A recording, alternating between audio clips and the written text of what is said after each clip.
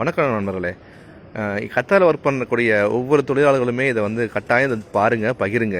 ஏன்னா இது உங்களுக்கான விஷயந்தான். இது நடந்த உண்மை சம்பவம். போன வாரம் நமக்கு ஒருத்தர் கால் பண்ணுறாரு, இந்த மாதிரி எனக்கு வந்து நான் கம்பெனியில் ஒர்க் பண்ணேன், 10 வருஷம் ஒர்க் பண்ணேன், எனக்கு வந்துட்டு வேலை டெர்மினேட் பண்ணாங்க. டெர்மினேட் பண்ணிவிட்டு எனக்கு வந்து சரி ஓகே, நான் 10 வருஷம் வேலை பார்த்துட்டேன், ஸோ அதனால் நான் வந்து ஊருக்கு போக தயாராக தான் இருந்தேன்.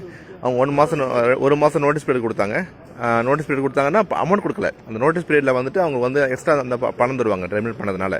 ஸோ அதனால் காத்திருந்தேன். ஆனால் 3 நாள்லேயே பார்த்தீங்கன்னா எனக்கு வந்து கூப்பிட்டு செட்டில்மெண்ட் கொடுத்தாங்க. செட்டில்மெண்ட்டில் எனக்கு வரக்கூடிய பணம் வந்து பார்த்தீங்கன்னா 15,000 ரியால் வரணும்.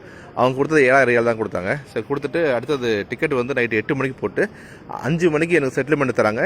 செட்டில்மெண்ட்டும் அவங்க பாதி கொடுத்துட்டு எனக்கு வந்து டிக்கெட் உடனே போட்டு நீங்கள் நைட்டு 8 மணிக்கு நீங்கள் டிக்கெட் இருக்குது, நீங்கள் போகலான்னு சொல்லிட்டாங்க. நான் செட்டில்மெண்ட் கம்மியாக இருக்குன்னு கேட்டதுக்கு நீங்கள் அதை வச்சு நீங்களாம் பார்த்துக்கோ. அதே மாதிரி நைட்டு 8 மணிக்கு நீ இந்த டிக்கெட்டில் போகலன்னா டிக்கெட் கேன்சல் ஆச்சுன்னா அந்த டிக்கெட் நீ தான் போட்டு போகணும் அப்படின்னு சொல்கிறாங்கன்னு சொல்லி எனக்கு கால் பண்ணார். அடுத்த நிமிஷம் நான் அவருக்கு என்ன பண்ணேன், அவரோட ஐடி வாங்கினேன், அவருடைய தேவையான ஆவணங்கள்லாம் வாங்கினேன். எல்லாத்தையுமே வாங்கி நான் கம்ப்ளைண்ட் நானே ரெஜிஸ்டர் பண்ணிட்டேன். அவருக்கு வர தேவையில்லை, எனக்கு என்கிட்ட சிஸ்டம் இருந்துச்சு, கம்ப்ளைண்ட் ரெஜிஸ்டர் பண்ணிட்டேன். ரெஜிஸ்டர் பண்ண உடனே வந்து என்ன பண்ணுச்சுன்னா அவங்களுக்கு மெசேஜ் போயிடுச்சு. அப்போ அந்த மெசேஜ் அனுப்பிட்டு இந்த மாதிரி மெசேஜ் போட்டிருக்கீங்க, வந்திருக்கு, இப்போ எனக்கு பயமாக இருக்குது, என்ன பண்ண நான் இருக்கேன், அப்படி உங்களுக்கு நஷ்டம் இருந்துச்சுன்னா அந்த நஷ்டத்துக்கு நான் பொறுப்பேற்றுக்கிறேன், என் சம்பளத்தை தரேன், கவலைப்படாதீங்க அப்படின்னு சொல்லிட்டு நம்ம வந்துட்டு பொறுமையாக இருக்க சொன்னேன்.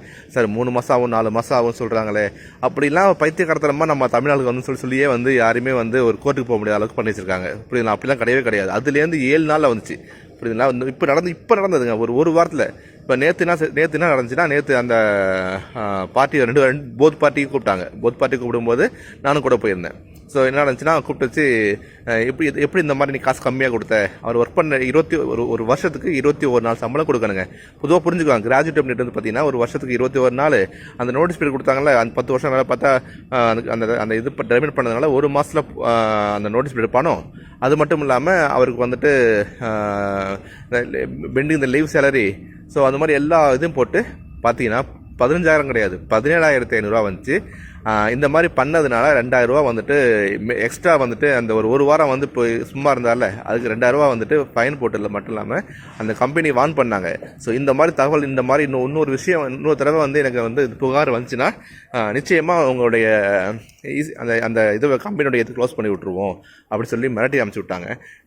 நிறைய நண்பர்கள் பண்ணுறது 3 மாதம் ஆகுமோ 2 மாதம் ஆகுமோ கேஸ் போட்டால், இது நம்ம சும்மா சாப்பிட்டுட்டு வெளியே உட்காந்துட்டு நம்ம போகிறதுக்கு இந்த காசை வாங்கிட்டு போயிடலான்னு போகாதீங்க.